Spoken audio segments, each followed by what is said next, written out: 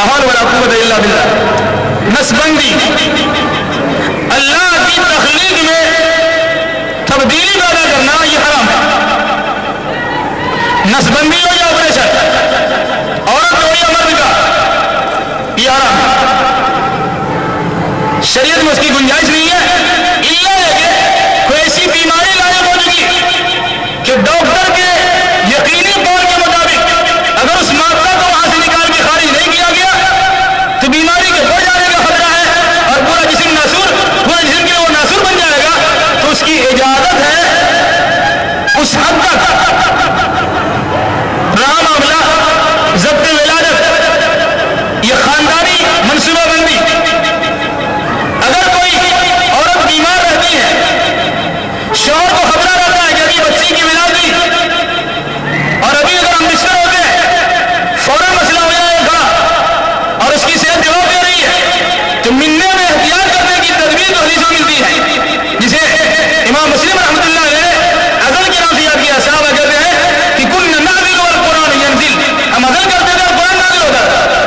تو ایسے موقع پر اگر واقعی سخت ضرورت ہے، روزی روٹی کا مسئلہ نہیں ہے، کھلانے پلانے کی بات نہیں ہے، بیوی کی پریشانی کا مسئلہ ہے، تو ایسے وقت میں خاندانی منصوبہ بندی کا وہ طریقہ جس سے عدل کی شکل پیدا ہو جائے کہ ملنے کے بعد پانی کو باہر گرا دیا جائے، جس سے عمل کا مادہ پیدا نہ ہو، تو اس کی علماء نے گنجائش لکھی ہے. الا ہے کہ اگر یقین ہو کہ اس سے کچھ ہونے والا نہیں ہے اور یقین کرے تو پھر مسئلہ بھی نہیں ہوتا ہے، پریشانی کے بعد بھی اللہ جب زیادہ دیتا ہے. ایک وقت میں جو مادہ منویہ کا اخراج ہوتا ہے کروڑوں جلسوں میں ہوتے ہیں، کروڑوں بچہ پیدا کرنے کی صلاحیت ہوتی ہے. اللہ اتنا بچہ دیتا ہے، اللہ تعالیٰ سے دعا کرے اللہ مناسب حال سمجھے گا نہیں دے گا. ایسا غلط طریقہ بنانے کی ضرورت کیا ہے جس سے قرآن اور کتاب اللہ یا سنت رسول اللہ کی مخالفت ہو جائے. اس لحاظ سے نسبندی کرانا جائز نہیں ہے. وہ طریقہ اگر مجبوری ہے اس کی گنجائش علماء نے لکھی. حضور کا قدم مبارک ہے، وہاں چادر چڑھائی جاتی ہے، فاتحہ درود ہوتا ہے. آخر وہ کیا چیز ہے؟ ہندوستان میں اللہ کے نبی کے قدم مبارک کہاں سے آئے بھائی؟ آپ کبھی ہندوستان تشریف تو نہیں لائے. آپ اگر دلی گئے ہوں گے تو دلی کی جامع مسجد میں آثار مبارک لکھا ہوا ہے. لوگ سمجھتے ہیں کہ اللہ کے نبی کا قدم یہاں ہے. اور حوث میں پچھم اور اتر کنارے میں ایک چھوٹی سی جگہ گھیری ہوئی ہے، وہاں لکھا ہے نشست گاہ رسول اللہ، اللہ کے رسول کے بیٹھنے کی جگہ. میں نے سوال کیا، ایک صاحب نے بتایا کہ مسجد بننے کے بعد ٹھیری ہو گئی تھی تو اللہ کے نبی یہاں تشریف لائے تھے اور اس کے بعد انہوں نے سیدھا کر دیا، اسی لیے جگہ کا نام نشست گاہ رسول اللہ لکھا گیا. آج بھی لکھا ہوا ہے. ہندوستان میں کب تشریف لائے اللہ کے نبی؟ اس لیے اس قسم کی آثار مبارک یا قدم مبارک یا کشمیر میں حضرت بل کوئی چیز نہیں ہے. اور پھر اس کے بعد اس پر چادر چڑھانا اور فاتحہ درود کرنا ادوار بھی لبی عمل سے گریز کرنا چاہیے.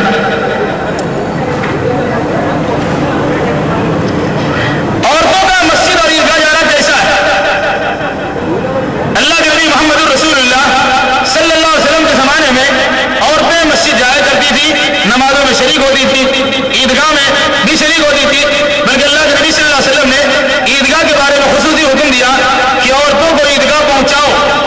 اگر کوئی عورت ماہواری کمزوری کی بنا پر، نسوانی اور خواتینی کمزوری کی بنا پر نماز پڑھنے سے سبق دو سے نماز نہیں پڑھ سکتی ہے تو اللہ کے نبی صلی اللہ علیہ وسلم کہ ایسی عورتیں فَيَعْتَذِرْنَ مِنَ الْمُصَلَّى، وہ نماز پڑھنے کی جگہ سے الگ رہیں گی.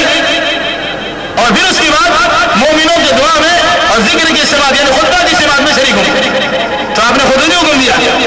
رہا معاملہ یہاں پر ایک سوال پیدا ہوتا ہے اور بہت ہی زور شور کے ساتھ یہ بات بتائی جاتی ہے کہ حضرت عمر فاروق رضی اللہ تعالیٰ عنہ نے عورتوں کو مسجد میں آنے سے منع کر دیا تھا. میں گزارش کرتا ہوں اپنے بھائیوں سے کہ حدیثوں کا مطالعہ کریں اور دیکھیں کہ حضرت عمر فاروق نے عورتوں کو کب اور کہاں اور کیسے منع کیا ہے. حضرت عمر فاروق نے باضابطہ عورتوں کے لیے مسجد نبی میں باب النساء قائم کیا. عورتوں کا دروازہ آج بھی مسجد نبی کا دروازہ موجود ہے. حضرت عمر فاروق نے عورتوں کو مردوں کے دروازے سے مسجد نبی میں داخلے پر پابندی لگائی تھی.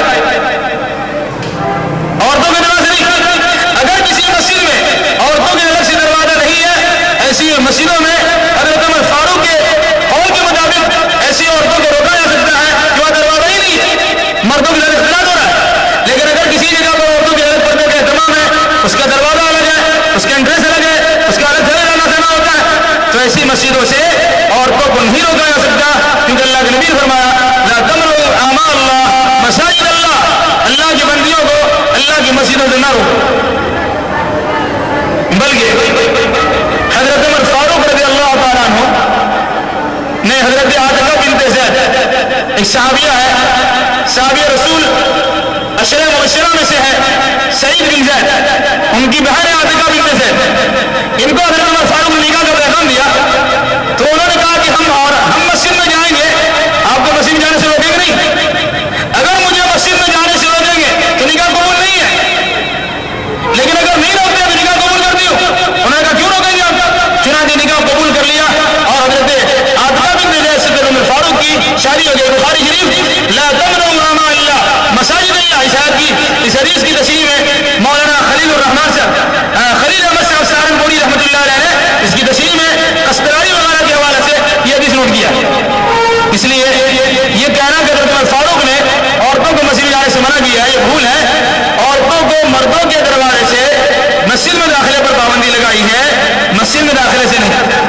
عورتوں کے لیے مخصوص دروازہ کیا گیا، اسے جانے کی اجازت. تعویذ کی شرعی حیثیت کیا ہے؟ اللہ کے نبی صلی اللہ علیہ وسلم کا فرمان ہے کہ من علق تمیمۃ فقد اشرک، جس نے تعویذ